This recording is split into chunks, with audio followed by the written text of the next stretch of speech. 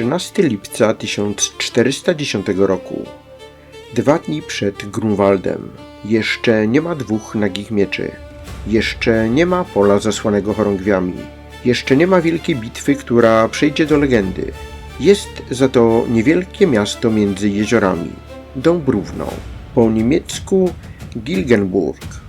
Miasto krzyżackie położone w ciasnym przesmyku między wodami Dąbrowy Wielkiej i Dąbrowy Małej. Miasto, które miało chronić drogę w głąb państwa zakonnego. Miasto, którego nie dało się łatwo ominąć. Ku sercu krzyżackiej potęgi, ku Malborkowi. Tego dnia Dąbrówno zapłonęło. Według Jana Długosza miasto zostało zdobyte, splądrowane i spalone. Ludzie, którzy schronili się w kościele, mieli zginąć w płomieniach.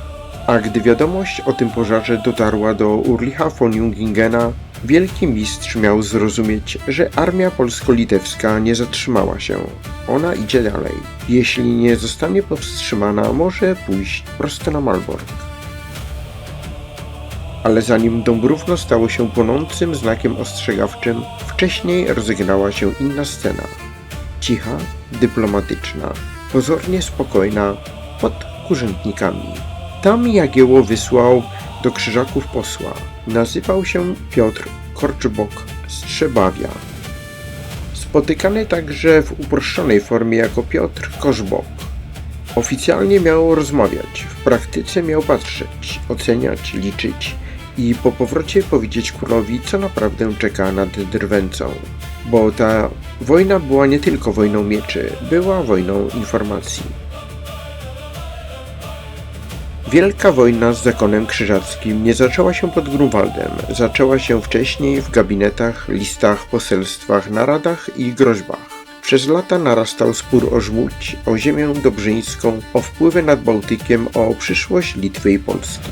Krzyżacy chcieli dalej występować jako obrońcy chrześcijaństwa, choć Litwa była już ochrzczona. Zakon wciąż próbował przekonywać Europę, że wojna z Jagiełłą i Witoldem to wojna sprawiedliwa. Ale rzeczywistość była bardziej brutalna. To była walka o władzę, ziemię i prestiż. Po jednej stronie stał Władysław Jagiełło, król polski, człowiek ostrożny, cierpliwy, czasem niezrozumiały dla własnego rycerstwa, ale bardzo trudny do sprowokowania. Obok niego Witold, wielki książę litewski, bardziej gwałtowny, bardziej wojenny, porywczy, ale też niezwykle skuteczny. Po drugiej stronie Ulrich von Jungingen, wielki mistrz zakonu krzyżackiego.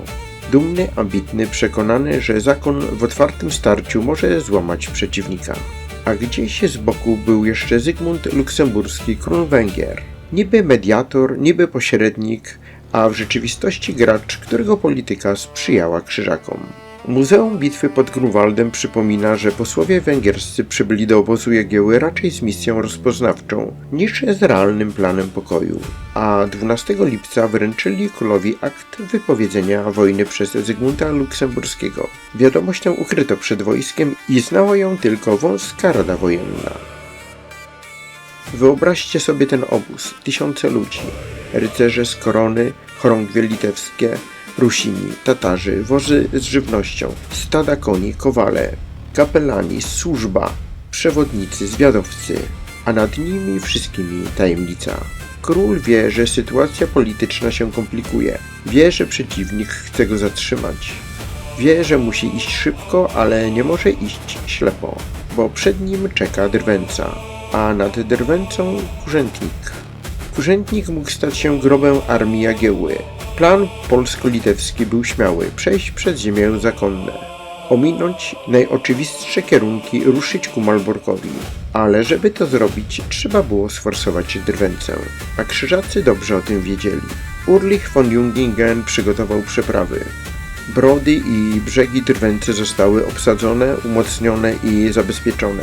Pod Kurzętnikiem krzyżacy mogli zmusić armię Jagiełły do walki w najgorszych możliwych warunkach, podczas przejścia przez rzekę w chaosie pod naciskiem obrońców. To byłby koszmar. Jagiełło musiał wiedzieć jedno, nie wolno mu wpaść w tę pułapkę. Ale nie wystarczyło podejrzewać. Trzeba było mieć pewność i wtedy na scenę wchodzi człowiek, którego nazwisko nie jest znane jak Zawiszy Czarnego. Piotr Korczbok z Trzebawia. Jagiełło wysłał Piotra do obozu krzyżackiego, oficjalnie jako posła.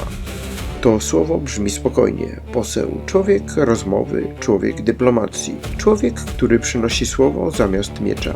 Ale w średniowiecznej wojnie poseł mógł być czymś więcej. Mógł słuchać, mógł obserwować, mógł ocenić, czy brud jest wolny, czy zamknięty.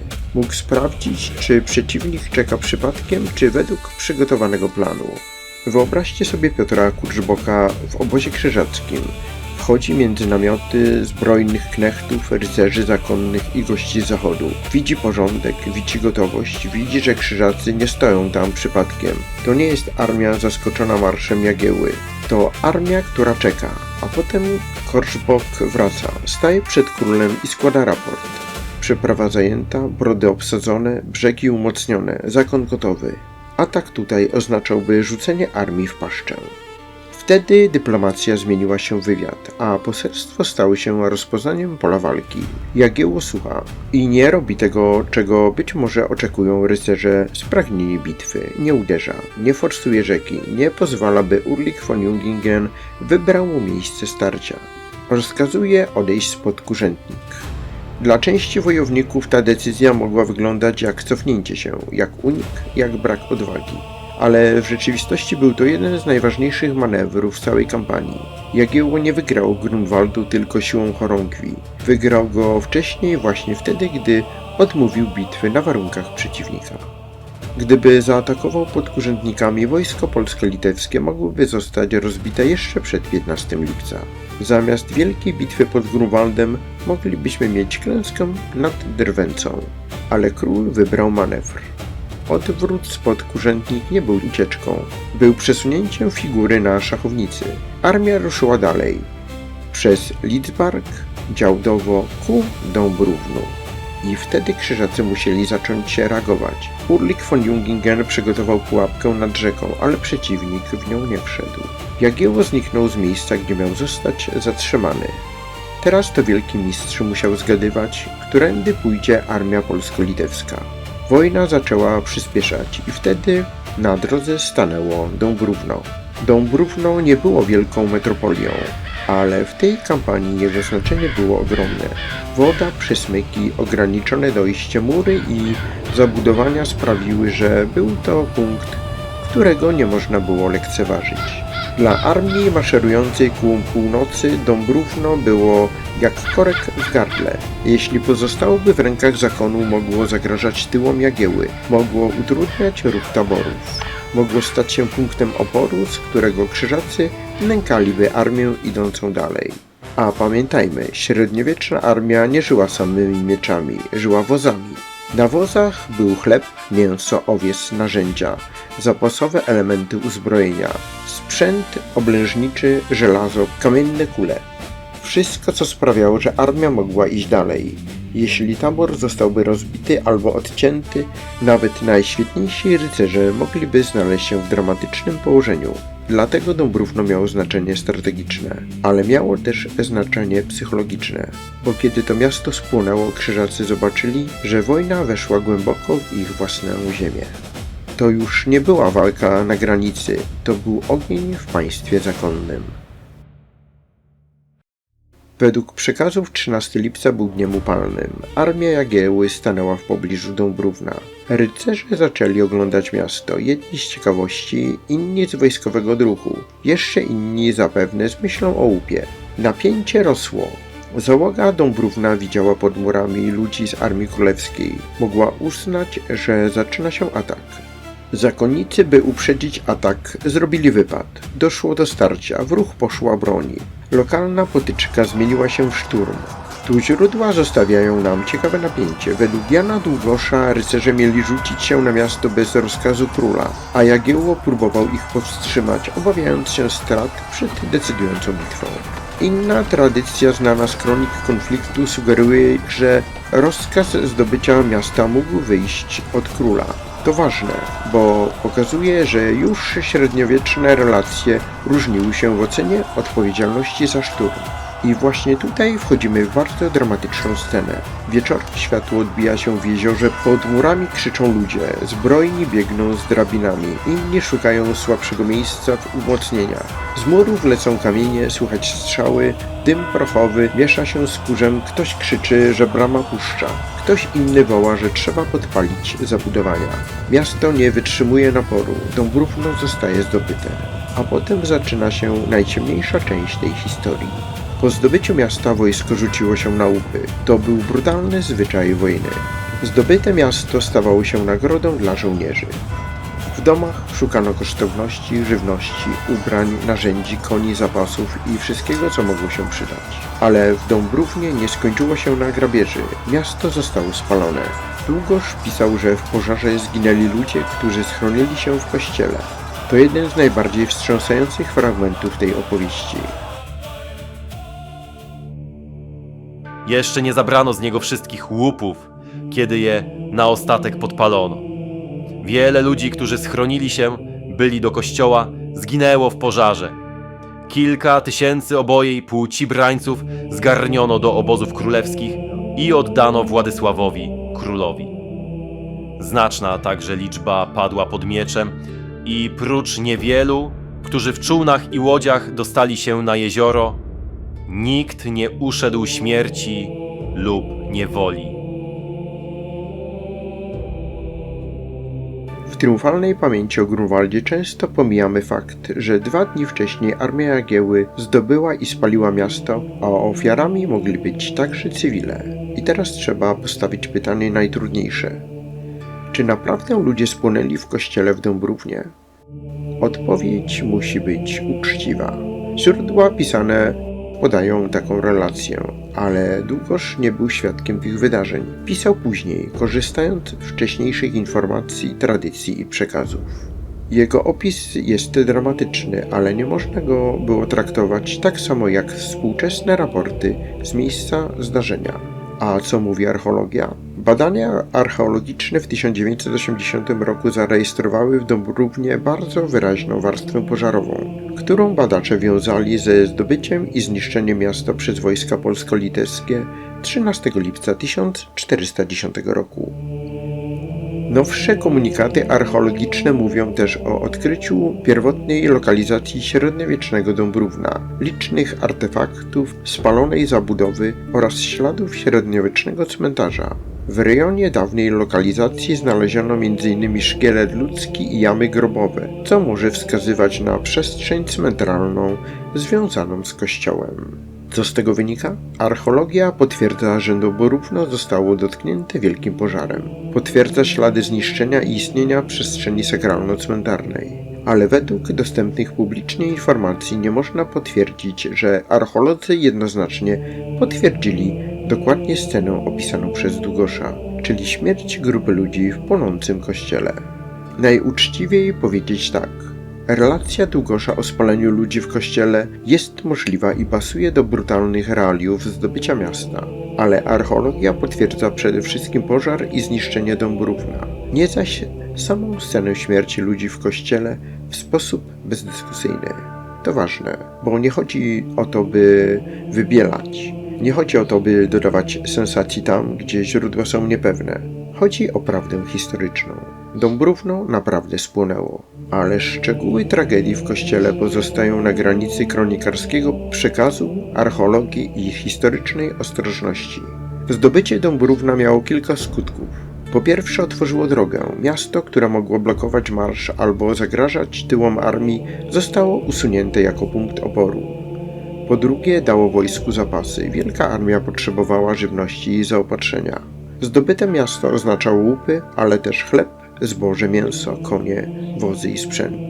Po trzecie, mogło rozluźnić dyscyplinę. Po szturmie i grabieży zawsze pojawiał się chaos. Ludzie obciążają się łupem. Część myśli bardziej o zdobyczy niż o kolejnym marszu.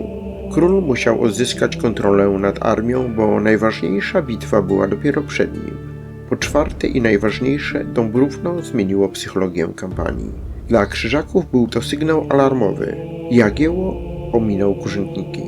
Nie dał się wciągnąć w bitwę nad Drwęcą, a teraz zdobył i spalił miasto w głębi państwa zakonnego. To oznaczało jedno: armia litewsko-polska nie została zatrzymana, idzie dalej, a jej kierunek może prowadzić ku Malborkowi. Według tradycji przekazanej przez Długosza, kiedy wielki mistrz dowiedział się od swoich szpiegów o zdobyciu, spaleniu Dąbrówna oraz o dalszym marszu Jagieły, postanowił nie odwlekać bitwy. I to jest klucz. Dąbrówno mogło przyspieszyć decyzję Ulricha von Jungingena. Po Kurzętnikach to Jagiełło przejął inicjatywę. Po Dąbrównie wielki mistrz musiał reagować. A ten, kto reaguje pod presją, często traci swobodę wyboru.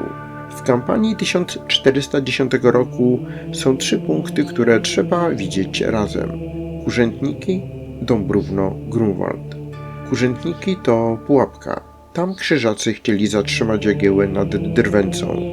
Dąbrówno to ogień.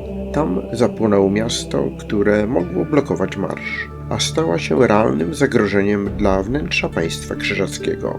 Grunwald to rozstrzygnięcie. Tam Ulrich von Jungingen musiał zatrzymać Jagiełłę. Nie nad Drwęcą, gdzie sam przygotował warunki, ale na polach między Grunwaldem, Stębarkiem i Ładwigowem. Tam, gdzie historia miała wybrać zwycięzcę. I właśnie dlatego Dąbrówno jest tak ważne, bo to nie był tylko epizod, to było ogniwo łańcucha. Dąbrówno zostaje zdobyte i spalone, krzyżacy dostają wiadomość. Wielki mistrz rusza, by przeciąć marsz. 2 dni później obie armie staną naprzeciwko siebie. Po zdobyciu Dąbrówna przyszedł dzień 14 lipca. To musiał być dziwny czas. Za armią dmiły zgliszcza miasta. Przed armią była niepewność. Rycerze zapewne opowiadali sobie o szturmie, jedni liczyli łupy, inni opatrywali rany. Jeszcze inni patrzyli na horyzont, zastanawiając się, gdzie jest wielki mistrz. Jagiełło musiał uporządkować wojsko, musiał przywrócić dyscyplinę. Musiał pilnować, by armia nie rozproszyła się w grabieży, bo największe starcie było dopiero przed nim. I być może właśnie wtedy, gdy w obozie polsko-litewskim gasły emocje po zdobyciu miasta, po stronie krzyżackiej zapadła decyzja. Nie można było czekać. Nie można było pozwolić, by król szedł dalej. Nie można dopuścić, by płomienie Dąbrówna stały się zapowiedzią płomieni nad Malborkiem. Wojska zakonne ruszyły w kierunku Grunwaldu nocą. Nie był to spokojny przemarsz, lecz wyczerpujący marsz przez ciemność, deszcz i burzę. Ciężko zbrojni rycerze, knechci i tabory wielkiego mistrza posuwały się naprzód wśród błota, huku piorunów i ściany wody lejącej się z nieba. Zanim krzyżacy stanęli naprzeciw armii Jagiełły, mieli już za sobą noc, która kosztowała ich wiele sił. 15 lipca 1410 roku armia polsko-litewska rusza dalej. Za plecami zostało Dąbrówno, miasto między jeziorami. Miasto zdobyte, gwałtownie splądrowane i spalone. Miasto, nad którym do dziś unosi się pytanie o ludzi zamkniętych lub ukrytych w kościele, o płomieniach, o krzyku, o granicy między kronikarską opowieścią a archeologicznym śladem. Do usłyszenia w kolejnym odcinku.